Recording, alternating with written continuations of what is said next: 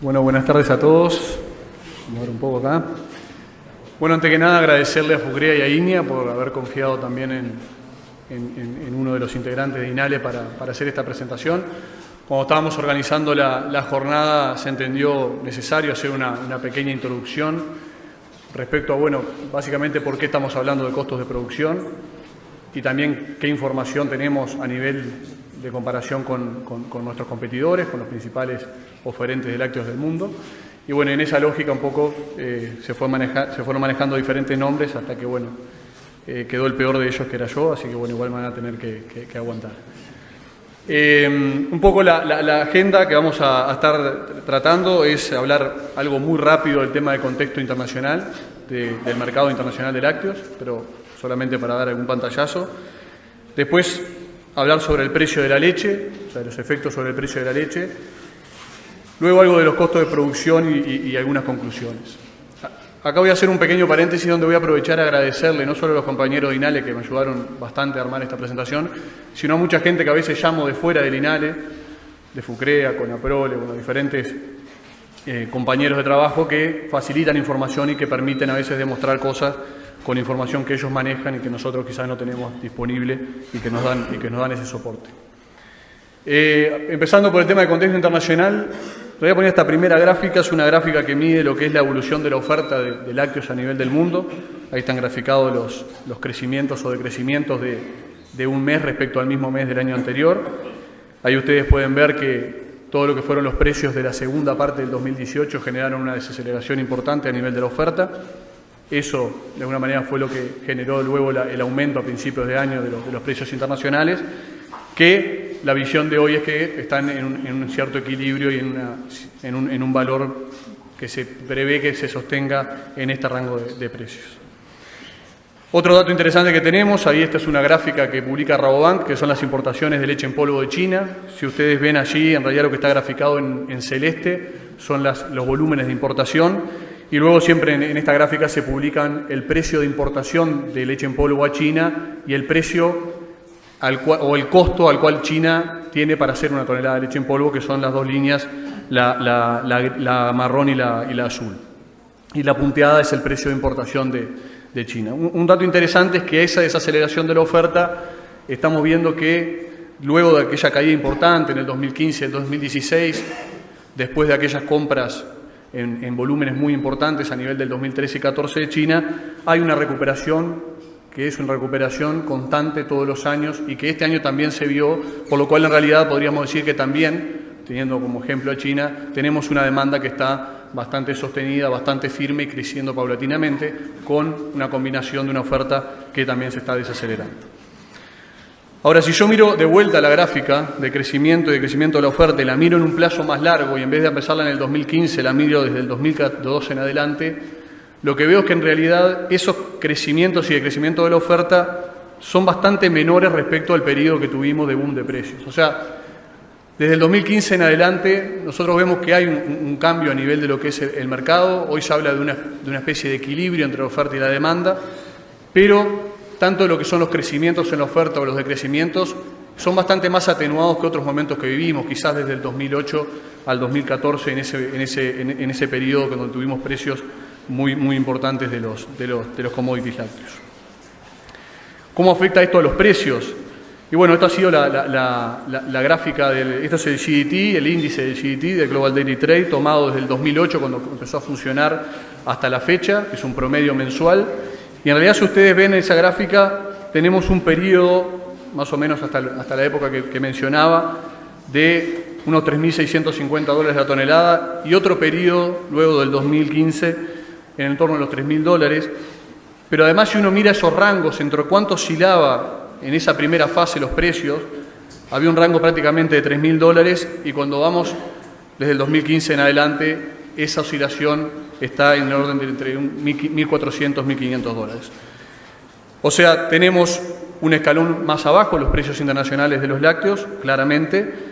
y tenemos menos volatilidad. O sea, aquello que habíamos dicho en el periodo de bonanza de los precios, que iba a haber mucha volatilidad, si ustedes ven esta gráfica que mide el máximo y el mínimo y el promedio, vuelve a ser mucho más parecida al periodo previo al boom de los commodities que a las variaciones que tuvimos entre el año 2007 y el 2014. Otro dato interesante para destacar es qué ha pasado con la evolución de la producción mundial de leche. Esta gráfica muestra mensualmente cómo ha crecido, y si uno toma el periodo 2013-2015, o sea, esos 3 años, el crecimiento de la producción mundial, o sea, el crecimiento del volumen de la producción de leche mundial creció un 8%, mientras que en los 3 años siguientes, desde el 2016 al 2018, en ese periodo, a pesar de que la gráfica va hasta el 2019, el 2% es de esos 3 años, 16, 17, 18. O sea, también tenemos una desaceleración en el crecimiento de la oferta en ese periodo, también, por supuesto, asociado a una situación de precios internacionales bastante más deprimido, como mostrábamos anteriormente. Otro dato interesante a nivel de precios, esta gráfica muestra lo que es el precio que pagó en dólares por litro la industria láctea nacional, que es la azul, y la naranja es el precio que hubiese pagado si los sólidos lo valorizamos al precio que pagó Fonterra Nueva Zelanda. Y claramente ahí lo que tenemos es un primer periodo que cualquiera de ustedes sabe por qué se dio eso. Ahí nosotros en ese periodo, además de los precios internacionales, teníamos las ventas de queso y leche en polvo a Venezuela, que era un mercado donde se lograban valores bastante más importantes. Y eso cambia bastante fuerte desde mayo del 2016 en adelante. Uno toma un periodo de ahí al final de la gráfica y nos da 2,6 centavos. Y si toma de febrero del 2018 para adelante, estamos en el orden de los 2 centavos. O sea, la brecha de ese precio de alguna manera se está achicando, y los valores en los que nos estamos moviendo de vuelta son esos 30, 31, 32 centavos de dólar, dependiendo del periodo que miremos. Pero digo, estos son datos analizados de lo que realmente sucedió en el periodo pasado, y de alguna manera muestra que también estamos en otro escalón de precios, no solamente porque los precios internacionales bajaron, sino también porque se perdió de ese periodo un cliente que pagaba precios que además estaban por encima de esos precios altos del mercado internacional. Entonces, un poco acá discutiendo en la interna del instituto, mirábamos lo que son el tema de los márgenes y cómo ha evolucionado la remisión, y ahí nos parecía que era importante responder a una pregunta de decir, bueno, pero ¿cuándo de acuerdo a los datos hay negocio en lechería y la gente responde y crece? Entonces ahí poníamos una barrera en el ejercicio 2013-2014 al 2014-2015, que fue cuando la cosa se empezó a complicar, y lo dividimos en 2 periodos, el A y el B, y entonces es muy claro que cuando uno mira el periodo A, que va desde el 2005-2006 al 2013-14,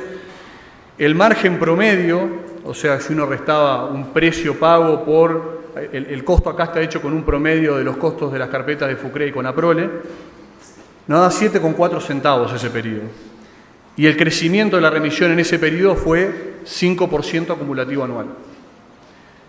Si nosotros miramos el otro periodo, el periodo B, el margen promedio fue 2,8 centavos de dólar y el crecimiento de la remisión fue negativo 0,1%. O sea, claramente estamos en 2 escalones, en uno con 7,4 y un crecimiento del 5%, en otro de 2,8 centavos y prácticamente un estancamiento de la producción a nivel nacional. Si hacemos un último ejercicio en esta gráfica y decimos, bueno, pero el 2007-2008, aquel salto imponente de los precios internacionales, y el 2013 y 2014 lo sacamos porque nos parecen que son momentos de precios demasiado altos, ¿no?, dentro de lo que es la serie, bueno, nos da que uno podría decir que con 6 centavos de dólar habría negocio en lechería para responder esa pregunta. Con 3 centavos está difícil. Hoy hablábamos con Jorge Artagabetti, el compañero de INALE, y me decía, los cálculos que nosotros tenemos hechos, más o menos el productor necesita 3 centavos de dólar, un predio medio, para crecer al 4% anual por la propia reinversión. Entonces, claramente, uno tiene que tener un margen mayor que eso para poder tener inversión y desarrollo a nivel de los predios. Por último, esta es una gráfica que la voy a explicar. Nosotros en INALE, en el área de información y estudio económico, tenemos un economista que trabaja con series de datos, y él lo que hizo ya hace un tiempo es hacer un modelo que ajusta, de acuerdo a los productos que vende la industria, el precio que podría haber pago o que pagó. Y ahí ustedes tienen en azul el precio real que se pagó, y el rojo sería el precio que, de acuerdo a ese modelo y de acuerdo a los precios y los volúmenes que vendió de cada producto, termina dando. Y en realidad ahí ustedes ven que dentro de todo ajusta bastante bien el precio que se pagó con lo que dice el modelo, y lo que ahí mostramos en realidad, y eso por supuesto que es una simulación y un modelo, pero es que con los datos que tenemos de junio y julio de las exportaciones de lácteos de Uruguay, bueno, el precio podría ir un poco más arriba y ubicarse entre los 31 o 32 centavos de dólar, de acuerdo a esos valores, también para marcar otro escenario que tenemos de alguna manera a nivel de precios, o sea que podríamos estar hablando en ese eje de los 32 centavos, que pasados a dólares son entre 11 y 11,20 pesos por litro. ¿Qué pasa a nivel de los costos de producción? Estos son los datos que tenemos de IFCN, ustedes lo conocen, lo hemos presentado ya mismo en este salón en algunas oportunidades. Cuando uno pone aquí no están todos los modelos que van a IFCN, pero sí aquí pusimos los quizás que tienen más valor para lo que es el comercio internacional, por más que quizás hay algunos que no lo tengan tanto, pero Uruguay sigue siendo un país competitivo en costos de producción, en costos de producción, no cabe duda. El tema es que cada vez estamos quizás más cerca, esa línea que yo puse ahí un poco por debajo de los 40 centavos, es como el precio promedio que la IFCN marca para todo el mundo, que está muy influido por los precios que se cobran en algunos lugares en la Unión Europea, en Estados Unidos, que por supuesto son más altos, pero de alguna manera estamos quizás cada vez más cerca de ese límite. O sea, y eso es una realidad, o sea, los costos en comparación con nuestros competidores de alguna manera se han incrementado. Cuando nosotros empezamos a comparar por algunas zonas, esta es una gráfica donde tenemos a Uruguay, Argentina, Chile y Brasil. Ustedes ahí pueden ver cómo en realidad Uruguay comienza por debajo, en el medio ahí de 25 centavos y se va arriba de los 30, y cómo en realidad termina muy cerca de Argentina, el sistema brasilero, que es un tema que no es comparable con nuestro sistema de producción, pero en realidad muy ajustado a lo que es la competitividad en esa zona. Cuando hablamos de los costos por litro en Oceanía, tenemos un comienzo por debajo de los competidores, tanto Nueva Zelanda como Australia, y en realidad el punto termina arriba de nuestros dos competidores en esa zona, o sea, en ese periodo empezamos siendo más competitivos y terminamos teniendo un costo mayor. Cuando uno compara con Europa, Uruguay sigue siendo más competitivo que la mayoría de los sistemas de producción en Europa, pero si ustedes ven esas líneas prácticamente todas van teniendo una caída, o sea, un acercamiento hacia lo que son los costos de Uruguay, y Uruguay aparte los tiene en aumento. Si lo miramos desde el punto de vista de Estados Unidos, por ejemplo, en el sistema de California estamos prácticamente en los mismos valores de costos de producción. Esto incluye costos de oportunidad, y solamente en algunos sistemas como los de Wisconsin todavía tenemos diferencias importantes en lo que es el costo de producción. Recordemos Estados Unidos, principal productor de leche de vaca del mundo, tercer exportador de leche a nivel mundial. Cuando miramos este dato a nivel de agregando lo que son los sistemas pastoriles con los sistemas estabulados, ahí ya no por zona, lo que tenemos es que también en ese periodo, en los sistemas pastoriles, que quizás son los que nosotros competimos más directamente, empezamos con un 22% a favor de Uruguay y terminamos con un 3% negativo, y en ese mismo periodo,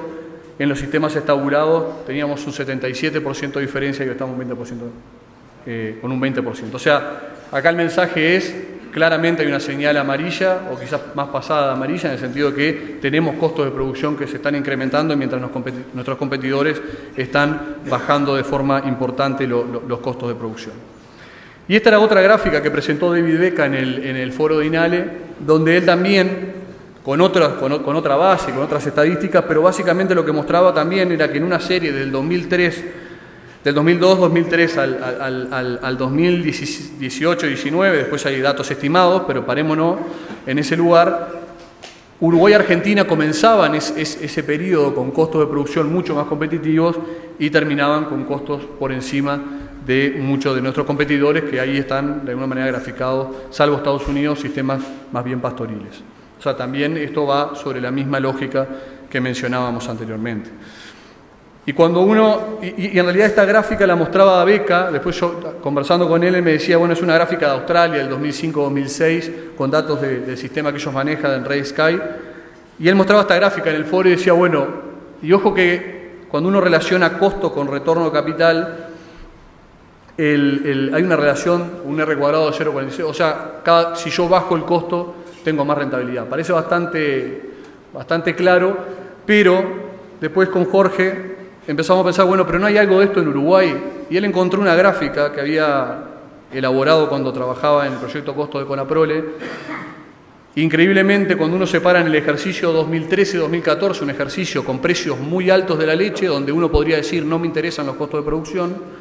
igualmente esa relación es de un R cuadrado de 47 en un periodo con precios muy altos, o sea que quiere decir que aunque el precio sea alto,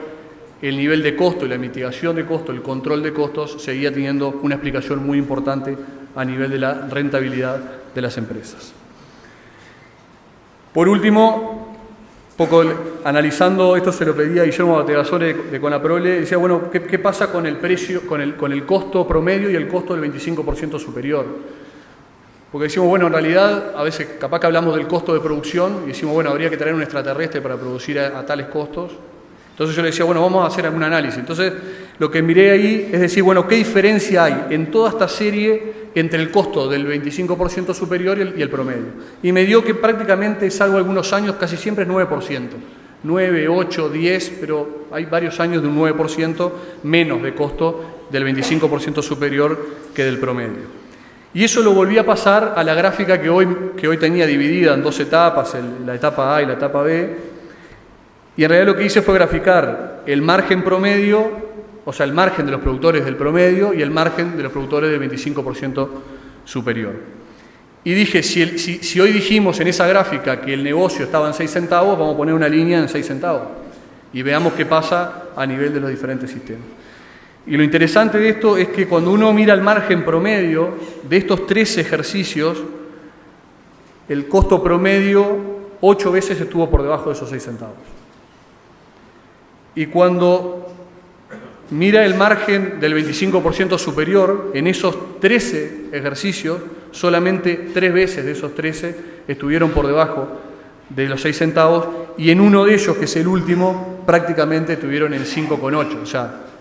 quizás 2 años de 13 o 2 ejercicios de 13 son los que se podría decir que tuvieron algunas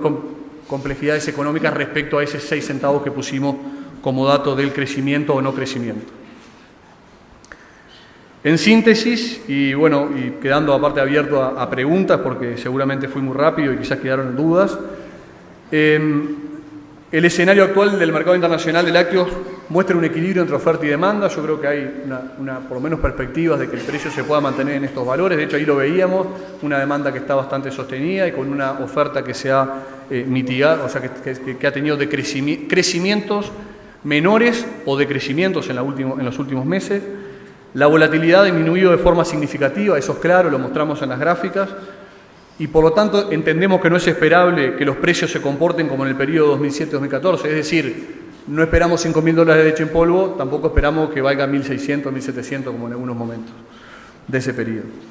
En los últimos años se observa una reducción de la brecha de costos de producción entre nuestra lechería y los países competidores. Eso ya lo habíamos mostrado varias veces, seguramente muchos de los que están acá ya lo saben, pero es una alerta importante que seguramente debamos tomar para lo que es el desarrollo futuro de la lechería. La información que surge del análisis de los costos de producción a nivel nacional demuestra que existen oportunidades a la interna misma del sector para hacer mejoras, y eso está claro. Yo creo que existen desafíos en cómo alcanzar este objetivo a través del control de procesos, de incorporación tecnológica y otros aspectos a la interna de los sistemas de producción. Creo que existen esas oportunidades, pero también a nivel de la generación de herramientas que aporten a la mitigación de ese riesgo en el proceso que el productor tiene que seguir, tales como herramientas de financiamiento, seguros que mitiguen los riesgos, sistemas de transferencia y otros que podamos desarrollar. Creo que por ahí está un poco el mensaje que queríamos dejar. Y bueno, les vuelvo a agradecer a todos y a las órdenes.